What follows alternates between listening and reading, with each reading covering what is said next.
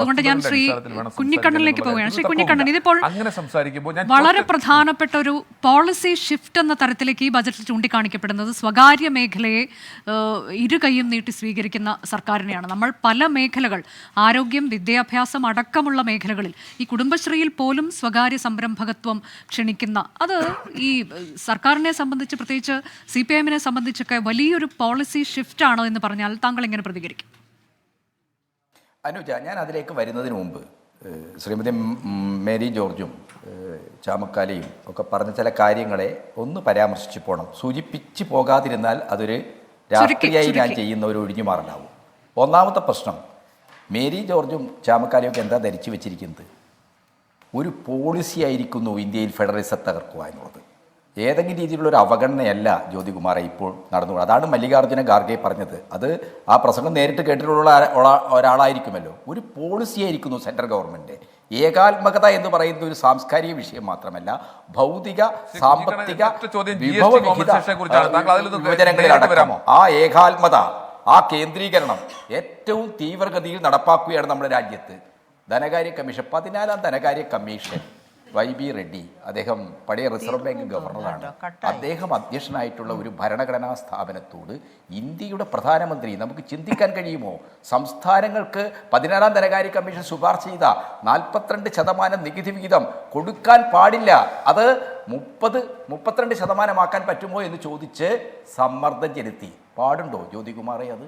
അപ്പോൾ പൊളിറ്റിക്കലായിട്ട് സംസ്ഥാനങ്ങൾക്ക് മുഖ്യമന്ത്രിയായിരുന്ന സമയത്ത് അങ്ങനെ ആയിരുന്നില്ല എന്നതിന്റെ കണക്കുകളും പുറത്തു വന്നതാണ്. എന്ന ഒരു നയത്തിലേക്ക് കേന്ദ്ര സർക്കാർ എത്തിയിരിക്കുന്നു. അതിനെ കുറച്ച് കാണരുത്.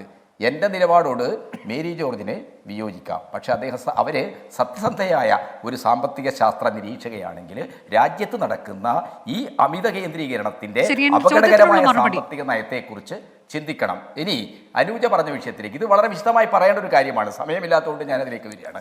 അനൂജ് പറഞ്ഞ കാര്യത്തിലേക്ക്, CPM എന്ന് പറയുന്നത് വളയമില്ലാതെ ചാടുന്ന ഒരു പാർട്ടിയല്ല അനൂജ്. നിങ്ങൾക്കെല്ലാവർക്കും അറിയാമല്ലോ, CPM 1957 ഭാഷാ സംസ്ഥാന രൂപീകരണത്തിന് ശേഷം ഈ കേരളത്തിൽ ആദ്യമായി അധികാരത്തിൽ വന്ന പാർട്ടിയാണ്.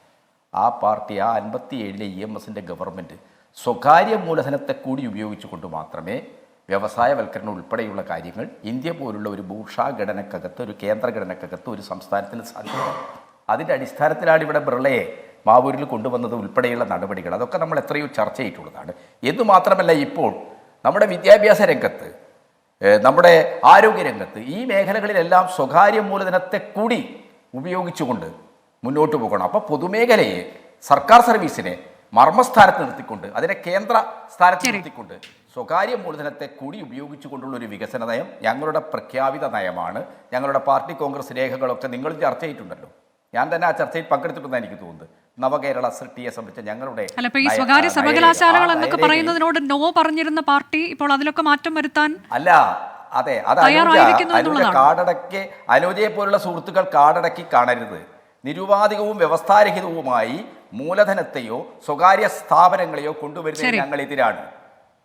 കരുണാകരന്റെ കാലത്ത് സ്വാശ്രയ കോളേജുകൾ എന്ന് പറഞ്ഞു കൊണ്ടുവന്നത് നിരുപാധികമായി ഇവിടെ സ്വകാര്യ മൂലധന ശക്തികൾക്ക് കോളേജുകൾ നടത്താനുള്ള അവകാശം. അതിൻ്റെ വ്യത്യസ്തമായ വ്യവസ്ഥയോട് 50-50 ആന്റണിയുടെ കാലത്ത് വരുന്നത് എങ്ങനെയാ? ഈ സമരങ്ങളുടെയൊക്കെ ഫലമാണ്. അതുകൊണ്ട് എല്ലാത്തിനും എന്താണ് നമ്മൾ കാടടച്ച് ഒരുപോലെയാണ് എന്ന് പറയരുത്. ശരി, എനിക്ക് ഒരു ഇടവേള കൂടി വേണം.